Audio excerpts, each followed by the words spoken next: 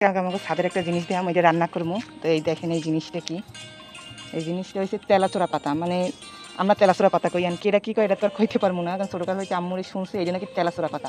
তো এই পাতাটারে আজকে এই পাতাটারে আজকে কী করবো, ওই মাছ রান্না করে তারপর মাছের পাশে তুললে অল্প করে দিব, ধরেন এক মুঠখানে, তো এক মুঠখানে এরকম তুললে তারপরে এই যে তুললে মানে ওই যে দিব এরকমই তুললে তারপরে ধুইয়ে ভালো মতো, তারপরে এরকমই পাতাটা মাঝখান দিয়ে একটা ফাড়া দিয়ে তারপরে এই পাতাটা দিয়ে আজকে মাছের পাশে দিয়ে রান্না করবো। মানে এই পাতাটার অনেক গুণ, এই পাতাটা ডায়াবেটিসের জন্য অনেক ভালো, তারপরে আপনার অ্যালার্জির জন্য, তারপরে পাতাটা বাটিয়ে যদি মাথায় দেওয়া যায় মাথার জন্য, মানে মাথা ঠান্ডা করে। তো এই কাজটা আমাদের আব্বু এইখানে মরিচটা লাগাইছে এইখানে, তো এই মরিচটার এইখানে আর কি এই কাজটা হয়েছে। তো আম্মু আর কাটে নাই, আম্মু আবার এই ডাল ডোল দিয়ে সুন্দর করে এই গাছটারে আর কি বাবাই দিয়েছে যাতে হইলে খাওয়া যায়। তারপরে মানে ভাজি শুধু পাতা তুললে তারপরে ভাজি করে মানে পেঁয়াজ মরিচ তারপরে রসুন দিয়ে ভাজি করে খাওয়া যায়, মানে শাকের মতো এত মজা। মানে আমার খুব ভালো লাগে, একটু টিটকুরি লাগে, এর লেগে বেশি ভালো লাগে। আর দেখেন আমার আব্বু কি সুন্দর মরিচ গাছ লাগাইছে ছাদে, দেখছেন আমার আব্বু প্রতি বছর এরকমই মরিচ গাছ লাগায়। তারপর আমাদের অনেক আত্মীয় স্বজনেরাও নেয় আমার আব্বুর কাছ থেকে।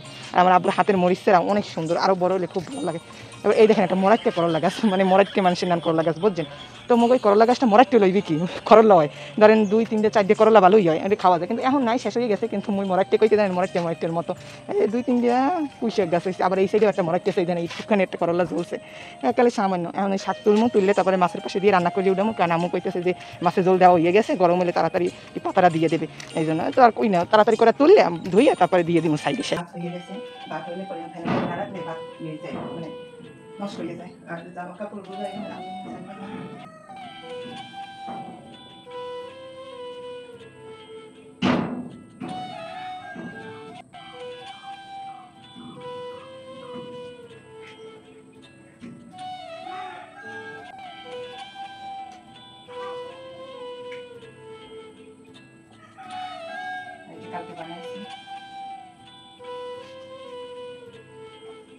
পাতা, এটা হচ্ছে আমরা তেলাচোরা পাতা করে মাছের পাশে দিয়া, মানে মাছ আছে তো কাঁকরোল আছে এর পাশে আর কি মাই দিয়ে দিছে যে যাতে খাওয়া যায়, একটু সাইড দিয়ে দিয়েছে যাতে সব তরকারি লাগে মিললে না যায়।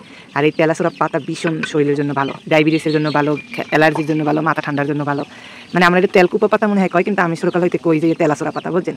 এই পাতাটা হচ্ছে তেলাচোরা পাতা, এই সাইডে সুন্দর দিয়ে দিয়েছে, সুন্দর এটা ভাজা হইবে, পরে জলটা টাইনে গেলে পরে ভাতের লাগে খাইতেও অনেক মজা। এরকম মাছের পাশে দিয়া আমরা খাই, ছোটকাল হইতেই খাই। তো এই তেলাচোরা পাতার বড়া খাওয়া যায়, ভাজি খাওয়া যায়, তো আজকে মাই মাছের পাশে দিয়েছে এই আর কি। দেখেন তেলাচোরা পাতা মাছ দিয়ে রান্না হয়ে গেছে। এখন এই করলা ভাজি ছড়াইয়ে দিছি। আর এই করলা সারে দেখা গেল না, করলা গাছ মরাইতে ওই আরও আঙিনে কয়েকটা গাছ আছে, ওই দিয়ে ধোয়াইতে আঙিনে দিয়েছে বাবাই। তো এরপরে এই মুড়ি ছড়াইয়ে দিছি, আমি সুন্দর করে করলা ভাজি করে উঠামো। আর ওই তেলাচোরা দিয়ে পাতা দিয়ে মাছের ঝোল আজকের এই আয়োজন। কেমন হয়েছে কম দেখি আয়োজনগুলো।